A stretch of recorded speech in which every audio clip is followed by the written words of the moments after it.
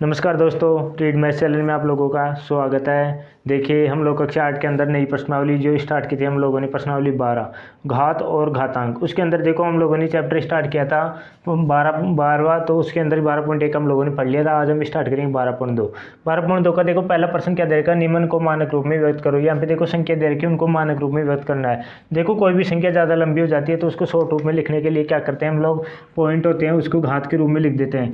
यदि देखो संख्या अपनी यहाँ पे संख्या है पॉइंट में जा रही है तो घात को माइनस में लिखते हैं, और यदि प्लस में जा रही है तो उसको प्लस में लिखते हैं। तो यहाँ पे देखो मैं इसको कैसे लिख सकता हूँ, सबसे पहले 85 लिख रहा है, 85 लिख रहा है, उसको मैं ऐसे कैसे लिख रहा हूँ, 85 को ऐसे कैसे लिख रहा हूँ। यहाँ से संख्या गिनना स्टार्ट करूँगा।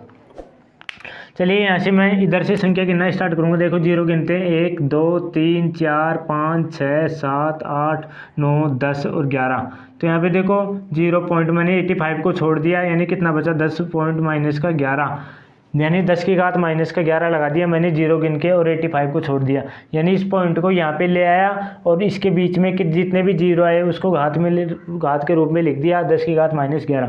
यहाँ पे देखो या तो इसको आप लोग ऐसे भी लिख सकते हो, या फिर इस पॉइंट को मैं यदि एक और इस साइड में ले जाता हूँ, इस पॉइंट को एक और इस साइड में ले जाता हूँ, यानी 8 के इस पार, तो घात क्या हो जाएगी, 10 की घात 11 माइनस 12।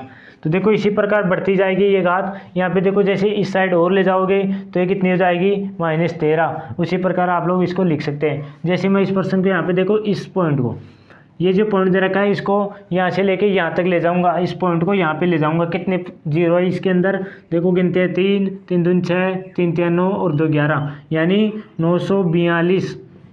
ये जो पॉइंट था उसको यहाँ पे ले गया मैं, 942 ऐसे कैसे बच गया, 10 की पावर क्या आएगा, माइनस का 11। यदि मैं इस पॉइंट को एक बार फिर ले जाऊँ इधर, क्या आएगा, 9.42 इंटू 10 की पावर -12। आप लोग ऐसे लिखोगे तो भी सही है, ऐसे लिखोगे तो भी सही है। यदि इस पॉइंट को एक और आगे दिखा के 10 की घात -13 लिखोगे तो भी आपका सही है। हम लोग को क्या लिखना है, केवल मानक रूप लिखना है। अब देखो इसके अंदर कोई भी पॉइंट नहीं है, इस संख्या में कोई भी पॉइंट नहीं है। सबसे पहले मैं देखो 602 को ऐसे कैसे लिख रहा हूँ, देखो 1 2 3 4 5 6 7 8 9 10 11 12 और 13, यानी 13 जीरो है तो 10 की घात क्या लिखूंगा मैं यहाँ पे, 13 जीरो है तो 10 की घात क्या लिखूंगा, 13।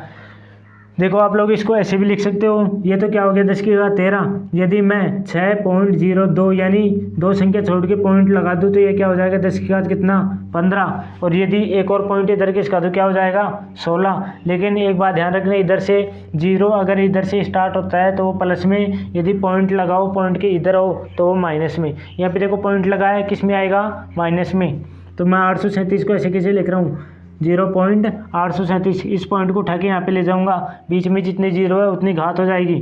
1 2 3 4 5 6 7 8, क्या हो जाएगी, 10 की घात माइनस का 8।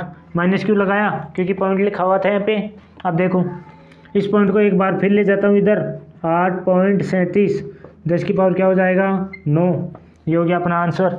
इसके बाद देखो लास्ट वाला 3186 लिख लिया, जीरो गिनो, 3 3 दूनी 6 और 1 7, 10 की पावर कितना, 7। यदि मैं इसमें पॉइंट लगाना चाहूँ, जैसे 3.186 लिख दूँ मैं, तो इसको क्या लिखूँगा, 10 की पावर कितना, 10, क्योंकि मैंने 3 संख्या छोड़ के क्या लगा दिया, पॉइंट।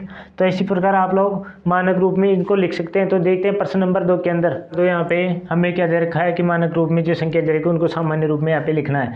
सबसे पहले देखो अपने को घात का ध्यान रखना है, यहाँ पे घात किस में है, माइनस में, यानी पॉइंट किधर लगेगा, इधर, यानी 3 से इधर 6 संख्या, यानी 0 2 है, 0 2 है, ये तो पॉइंट की इधर ही था, लेकिन 3 से इधर 6 संख्या गिनो, एक तो 3 हो गया, 2 3 4 5 6 और पॉइंट लगा दिया, यानी 3 के इधर कितनी संख्या गिननी थी, 6 संख्या गिननी थी।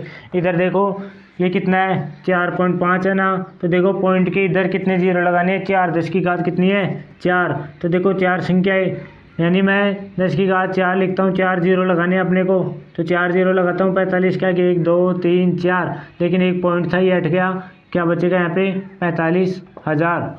इसके बाद देखो 3 गुणा 10 की पावर माइनस का 8, 3 तो लिखना है, 3 तो लिखना है, लेकिन 3 से मिला के क्या लिखना है, माइनस के 8, यानी 8 संख्या छोड़ के क्या लगाना है, पॉइंट लगाना है। पहली संख्या 3 हो गई, दूसरा, तीसरा, चौथी, पाँचवीं, छठवीं, सातवीं, आठवीं, यानी 8 संख्या क्या लगाया, पॉइंट लगाया। तो क्या गया, 3 गुणा 10 की और माइनस का 8। इसके बाद देखो 10 की घात 9, 10 की घात 9। चलते हैं इसको हल करते हैं। ये कितना है, इसको पहले ऐसे कैसे लिख दिया। ये संख्या याद रखना, 4 संख्या बाद पॉइंट है, तो देखो 9 जीरो लगा दो, 1 2 3 4 5 6 7 8 9, 9 जीरो लगा दिए। लेकिन 4 संख्या बाद क्या था, पॉइंट था, तो 4 जीरो बाद क्या लगा दो, पॉइंट लगा दो। तो जीरो के बाद में यानी पॉइंट के बाद में जीरो हो, कोई फर्क नहीं पड़ता, तो इसको मैं ऐसे लिख सकता हूँ। ये देखो अपना आंसर। इसके बाद देखो 5.8 गुणा 10 की पावर -12, तो 58 को ऐसे कैसे लिख लो, 12 जीरो लगा दो, 1 2 3 और 5 6 7 8 9 10 11 और 12। लेकिन एक संख्या छोड़ के पॉइंट था, तो एक जीरो छोड़ के पॉइंट लगा दो, पॉइंट के बाद में जीरो का कोई मतलब नहीं है, हट गया। इसके बाद देखो इस संख्या को ऐसे कैसे लिखना है, 61 49 2, कितने जीरो लगाने हैं, 6, 1 2 3 4 5 6 जीरो।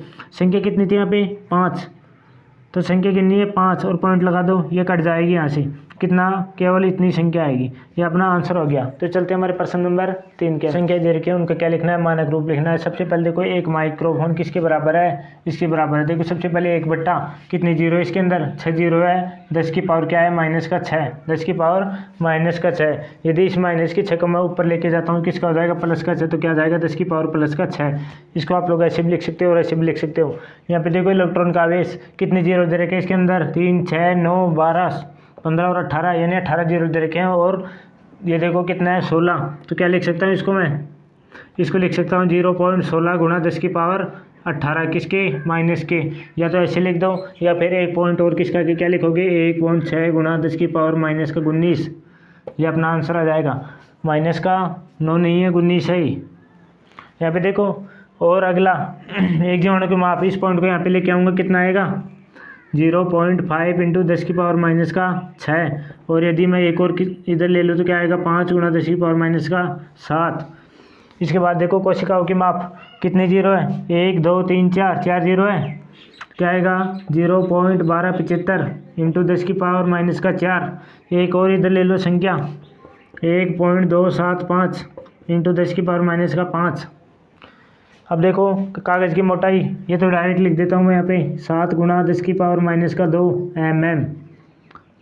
तो चलते हैं हमारे अगले प्रश्न के अंदर। में एक ढेर में कितनी किताबें हैं, 5 तो किताबें हैं, जिसकी प्रत्येक की मोटाई क्या है, 20-20 mm। तो देखो 5 किताबों की मोटाई, 5 किताबों की क्या निकालना है, मोटाई। 5 किताबों की जब मैं मोटाई निकालूंगा तो क्या करूँगा, 20 mm को किसी गुणा करूँगा, 5 से गुणा करूँ, कितना आएगा, 20 पंजे 100 mm आ गया। इसके बाद देखो 5 कागजी शीट है, प्रत्येक की मोटाई कितनी है, तो 5 शीटों की मोटाई, 5 शीटों की मोटाई है। देखो एक शीट की मोटाई कितनी है, 0.016, और 5 शीटों की मोटाई कितनी होगी, देखो 16 पंजे कितना होता है, 16 पंजे, इसको मैं 5 से गुणा करता हूँ, कितना आएगा, 16 पंजे 80।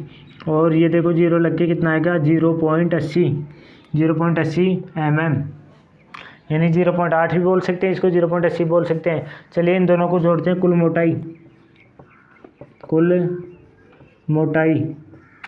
मोटाई बराबर, देखो कुल मोटाई यहाँ पे क्या करना है, 100 में क्या जोड़ना है, 0.08 जोड़ना है, क्या आएगा, 100.08 आ गया। तो इसको आप लोग कैसे लिख सकते हैं, 100.08। यदि आप इसको प्लस में लिखना चाहो तो देखो कुल मोटाई तो 100.08 mm आ गई।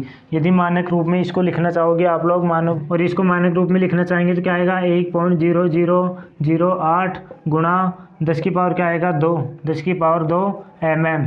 इसी प्रकार इसको लिख सकते हैं। तो इसी के साथ हमारी क्या होगी, प्रश्नावली जो चल रही थी 12.2, और इसी के साथ 12वीं प्रश्नावली भी पूरी यहीं पे समाप्त होती है। यदि आपको क्लास अच्छी लगी तो चैनल को सब्सक्राइब करना बिल्कुल मत भूलना। जल्दी मिलते हैं हम लोग अगली क्लास में नई प्रश्नावली के साथ।